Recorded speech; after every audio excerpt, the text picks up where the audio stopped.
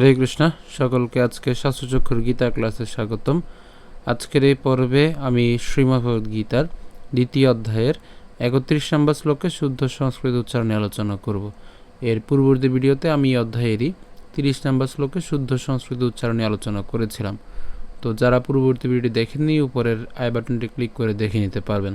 তো এখনও পর্যন্ত আপনারা যারা আমাদের এই শাস্ত্রচক্ষু চ্যানেলটিকে সাবস্ক্রাইব করেননি, কৃপা করে আমাদের এই শাস্ত্রচক্ষু চ্যানেলটিকে সাবস্ক্রাইব করবেন, এবং ইতিমধ্যে আপনারা যারা আমাদের এই শাস্ত্রচক্ষু চ্যানেলটিকে সাবস্ক্রাইব করেছেন তাদেরকে অসংখ্য ধন্যবাদ।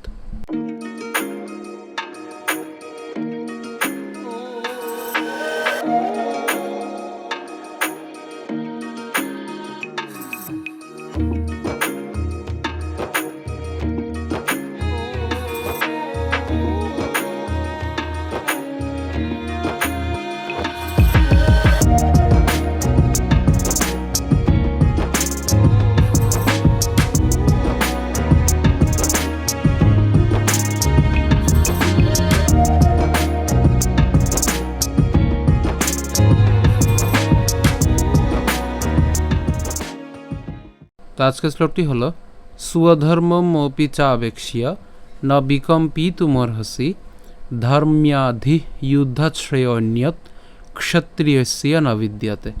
তো প্রথম থেকে একটু খেয়াল করি, আমাদের এখানে দন্তাসের সাথে কি আছে? ব আছে, আর এই বয়ের উচ্চারণ সেটি হচ্ছে কি? ব অন্তস্থ ব। আর তার সম্পূর্ণটা যদি আমরা উচ্চারণ করি তাহলে উচ্চারণটা কেমন হবে? সুয়। ঠিক আছে, আমরা যদি একে ভেঙে উচ্চারণ করি, সাধারণত দন্তাস্য, হসন্ত এবং উ। তো এটা আমরা একসাথে উচ্চারণ করব। যদি আমরা একসাথে উচ্চারণ করি কেমন হবে? সুয়। এরপর ধর্মম, আমরা এখানে ধর্মম পর্যন্ত উচ্চারণ করছি, অর্থাৎ ধর্ম এবং আরেকটা ম উচ্চারণ করলাম, ধর্মম।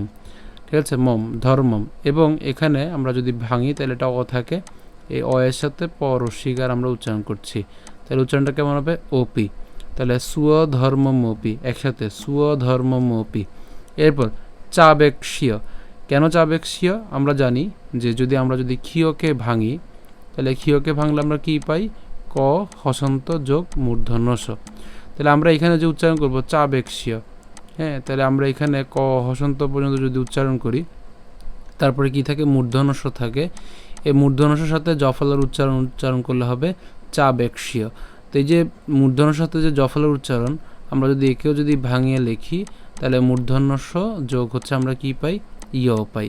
তাহলে নর্মালি এর উচ্চারণটা কেমন হচ্ছে? শিয়। ঠিক আছে, আর একসাথে যদি উচ্চারণ করি চাবেক্ষ্য, তো ভেঙে লিখতে পারেন চাবেক মূর্ধন্য স হসন্ত যোগ ইয়। তো এভাবে ভেঙে লিখলেও তাহলে এর উচ্চারণ কেমন হবে? শিয়। ঠিক আছে, এর উচ্চারণ কেমন হবে? শিয়। তাহলে আমরা একসাথে যদি উচ্চারণ করি চাবেক্ষ্য।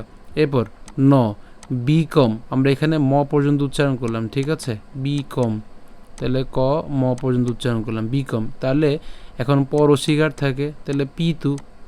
ঠিক আছে, বিকম পিতু, এই বিকম পিতু। এরপর কি থাকবে? মরহসি, বিকম পিতু মরহসি। তাহলে আমি যদি আবার প্রথম লাইনটা বলি, স্বধর্মমপি চাবেক্ষ্য ন বিকম পিতু মরহসি।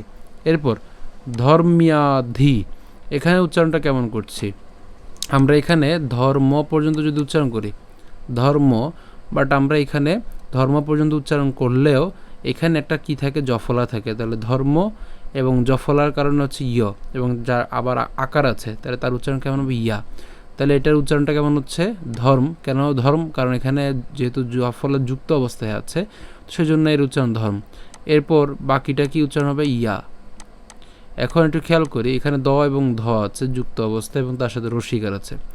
তাহলে আমরা এখানে দ হসন্ত পর্যন্ত উচ্চারণ করতে পারি, ইয়াদ, এবং বাকি থাকে ধ এবং তার সাথে থাকে রসিকার। তাহলে ধ রসিকারকে আমরা উচ্চারণ করছি, তাহলে ধর্ম ইয়াদ্ধি। তাহলে আমরা এই সম্পূর্ণটাকে একসাথে উচ্চারণ করব, ধর্মিয়াদ্ধি, ধর্মিয়াদ্ধি। ঠিক আছে, ধর্মিয়াদ্ধি। এরপর ইউদ্ধাচ, আমরা এখানে চ পর্যন্ত উচ্চারণ করলাম, ইউদ্ধাচ, ইউদ্ধাচ। এরপর ছ থাকে, রফলা থাকে এবং একার থাকে, তাহলে উচ্চারণটা কেমন হবে? শ্রে। ঠিক আছে, শ্রে, এবং তার সাথে আবার কি আছে? ইয় আছে, তাহলে শ্রেয়, শ্রেয়। ঠিক আছে, ইউদ্ধাচ শ্রেয়, ইউদ্ধাচ চ পর্যন্ত নিয়ে আসলে শ্রেয়। এখন এখানে যে হ আছে সেটা হচ্ছে অর্ধমাত্রা হ, যার উচ্চারণ কার মতো হবে? অয়ের মতো হবে, তাই না? এবং এখানে আবার জফলা আছে, তো জফল উচ্চারণ কার মতো হবে? ইয়র মতো হবে। তাহলে আমরা অ উচ্চারণ করলে দন্তান্ন যদি উচ্চারণ করি অন, এবং জফলার কারণে উচ্চারণ হবে কি ইয়, এবং তার সাথে কি আছে খণ্ডত আছে, তাহলে অন ইয়ত উচ্চারণ হচ্ছে। তাহলে আমরা যদি একত্রে যদি উচ্চারণ করি ইউদ্ধাচ শ্রেয় অনিয়ত, ইউদ্ধাচ শ্রেয় অনিয়ত, একসাথে উচ্চারণ করবো অনিয়ত।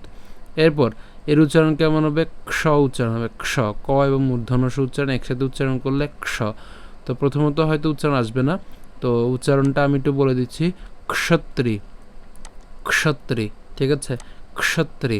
এটা প্র্যাকটিস করতে করতে আশা করি আসবে, ঠিক আছে, প্রথমত সহজে আসবে না। সো এটা উচ্চারণ হবে হচ্ছে ক্ষত্রি, তাহলে ক্ষত্রিয়স্য, ক্ষত্রিয়স্য, ঠিক আছে, ক্ষত্রিয়স এবং জফলার কারণে ইয়, তাহলে ক্ষত্রিয়স্য নবিদ ইয়তে, কারণ ওই যে জফলা আছে তাহলে ইয়, তাহলে এরকে যদি আমরা ভেঙে লিখি তাহলে বিদ, এরপরে কি হবে ইয়তে, তাহলে বিদ ইয়তে, ঠিক আছে। আমি যদি আবার প্রথম থেকে ভেঙে বলি পুরোটি, তাহলে স্বধর্মমপি চাবেক্ষ্য ন বিকম্পিতুমর্হসি ধর্ম্যাধি, ধর্ম্যাধি, একসাথে বললে ধর্ম্যাধি, যুদ্ধাৎ শ্রেয় অনিয়ত ক্ষত্রিয়স্য, ক্ষত্রিয়স্য, ক্ষত্রিয়স্য নবিদ্যতে, একসাথে বলবো নবিদ্যতে। তো অনুবাদ, ক্ষত্রিয় রূপে তোমার স্বধর্ম বিবেচনা করে তোমার জানা উচিত যে ধর্ম রক্ষার্থে যুদ্ধ করার থেকে ক্ষত্রিয়ের পক্ষে মঙ্গল করার কিছুই নেই, তাই তোমার দ্বিধাগ্রস্ত হওয়া উচিত নয়। তো আপনাদের সুবিধার জন্য আমি শ্লোকটি ভেঙে দিয়েছি, একটু প্রথম থেকে আবার একটু খেয়াল করি। আমরা এর উচ্চারণ কি বলেছিলাম, সুয়, ঠিক আছে, আমরা একসাথে উচ্চারণ করবো সুয় ধর্মম ওপি, সুয় ধর্মম ওপি। এরপর চাবেক্ষ্য, তো এইটা ক্ষেত্রে আমি আরেকভাবে দেখিয়েছি, চাবেক পর্যন্ত উচ্চারণ করে মূর্ধন্য ষ এবং হচ্ছে জফলা, কারণ আমরা জফল উচ্চারণ জানি যেহেতু হচ্ছে ইয়, তাহলে উচ্চারণটা কেমন হচ্ছে চাবেক্ষ্য, ঠিক আছে। ন বিকম্পিতু মর্হসি, ন বিকম্পিতু মর্হসি। এরপর ধর্ম্যাধি, আমরা বলেছিলাম যে এটা একসাথে উচ্চারণ করব ধর্ম্যাধি। এরপর যুদ্ধাৎ শ্রেয় অনিয়ত, এটাও একসাথে অনিয়ত, ক্ষত্রিয়স, ক্ষত্রিয়স ইয়, তাহলে এটা আমরা একসাথে উচ্চারণ করব ক্ষত্রিয়স্য নবিদ্যতে, নবিদ্যতে, ঠিক আছে। তো আমরা যদি শুরু করে পাঠ করি তাহলে কেমন হচ্ছে একটু খেয়াল করি। স্বধর্মম ওপি চাবেক্ষ্য ন বিকম্পিতুমর্হসি ধর্ম্যাধি যুদ্ধাৎ শ্রেয়োऽন্যৎ ক্ষত্রিয়স্য ন বিদ্যতে। আমি আবার বলছি, স্বধর্মম ওপি চাবেক্ষ্য ন বিকম্পিতুমর্হসি ধর্ম্যাধি যুদ্ধাৎ শ্রেয়োऽন্যৎ ক্ষত্রিয়স্য ন বিদ্যতে। তো আজকে ভিডিও পর্যন্ত, যদি ভিডিওটি ভালো লেগে থাকে অবশ্যই ভিডিওতে লাইক দিবেন, বেশি বেশি করে কমেন্ট এবং শেয়ার করবেন। তো এখনও পর্যন্ত আপনারা যারা আমাদের এই শাস্ত্রচক্ষু চ্যানেলটিকে সাবস্ক্রাইব করেননি, কৃপা করে আমাদের এই শাস্ত্রচক্ষু চ্যানেলটিকে সাবস্ক্রাইব করবেন, এবং ইতোমধ্যে আপনারা যারা আমাদের এই শাস্ত্রচক্ষু চ্যানেলটিকে সাবস্ক্রাইব করেছেন তাদেরকে অসংখ্য ধন্যবাদ। ধন্যবাদ সকলকে।